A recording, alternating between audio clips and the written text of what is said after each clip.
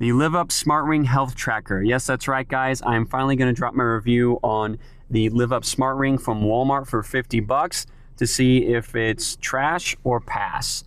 We got a lot to get into, so let's get right into it. So to start off, I did a couple different tests or comparisons. I have a Fit Watch, which I have, and I trust the results from it. It tracks pretty much everything that the ring tracks. I did 2 tests comparing the two, specifically having to do with steps. So the first test I did was just a treadmill walking test where I walked about 0.6 miles. I wore my ring and my watch the entire time I was on the treadmill. Before I got on the treadmill, my watch was reading 962 steps, okay? My ring was reading 1,036. At the end of the walk on the treadmill, the watch was reading 2,031 steps. The difference between the beginning and end for the watch was 1,069 steps. Okay, so that's what I read for 0.6 miles, my pace, right? My stride. The ring at the end of the treadmill test was 2,209 steps, according to the app. That's a difference of 1,173 steps, right? So we can see that the ring read slightly higher from this test, about 100 steps over. That's not a very big deal. However, over the long haul of a day, if it were to continue doing that, about every 1,000 steps, an extra 100, you might get an extra 1,000 steps that you thought you got, but in reality you didn't because the ring was just overreading. So that's test 1. All right, test 2 was I simply wore the ring and the watch all day on the same arm, by the way. That was also true for the treadmill test. And I just saw what the results were at the end of the day. And this one is interesting because at the end of that day, the watch was reading 2,789 steps. The ring was reading 2,247 steps. So that was actually a decent amount lower, right? A couple hundred lower than the watch. So I don't know if the watch was overshooting that time or if the ring was undershooting that time. However, my best guess from the two results combining is, some days it might be over, some days it might be under what your real step count is, but I figure it'll probably average out to be about correct. It wasn't super far off in either test anyway, so as far as the step counting feature goes, I'm happy with it. I'm not super specific, especially for being 50 bucks. All right, next thing I want to talk about is the sleep tracking. That was one of the really important features I wanted from this ring, was because I don't sleep well with a watch on my arm or my wrist. It actually keeps me up more. I just find it very uncomfortable, but I could sleep easy with a ring. So I wanted something that could track my sleep without breaking the bank, right? I don't have any tests that I compared the two because, again, I just hate sleeping with my watch so much that I didn't care to, compare the two. But I will say this. I watched when I fell asleep. I checked the time, and then I would sleep and see what time I woke up. And then I would compare it to the app. And every time I checked it, it was about maybe 15 minutes off. That was about what I saw most of the time, maybe 15 minutes off. Now, I don't know how that compares to more expensive rings.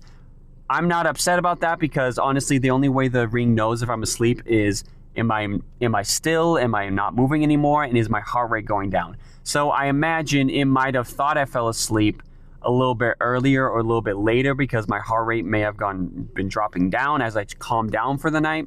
So I can see why it might be off by a few minutes. There was one night where it was like 30 minutes off. 30 minutes off is a little bit too much for me personally, but that was only one time. In all of my testing of the sleep tracking, it seems to be within about 15-minute range of when you wake up when you fall asleep. So it should give you a decent idea of how well you're sleeping. Last two things I tested for the ring was the blood pressure and the beats per minute of your heart rate. To test the heart rate, all I did was I checked it with the ring.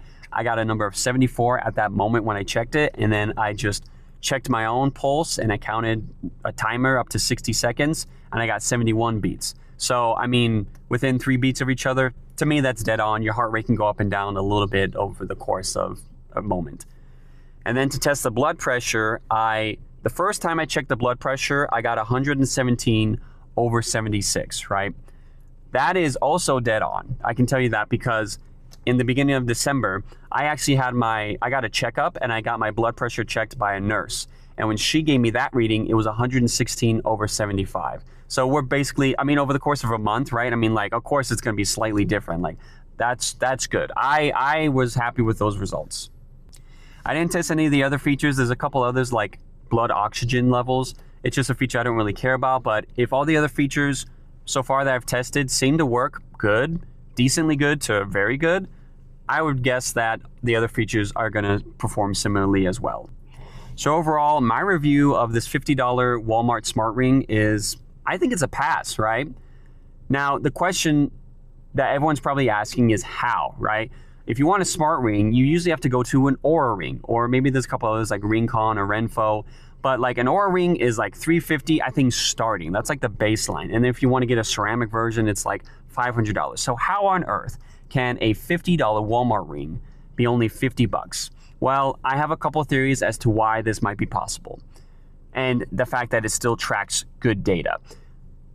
What I think is helping this is it's a much simpler design. I mean, you don't have a lot of options. I think they don't even have a lot of size options. When I went in, they only had options like 7 through 10, sizes 7 through 10.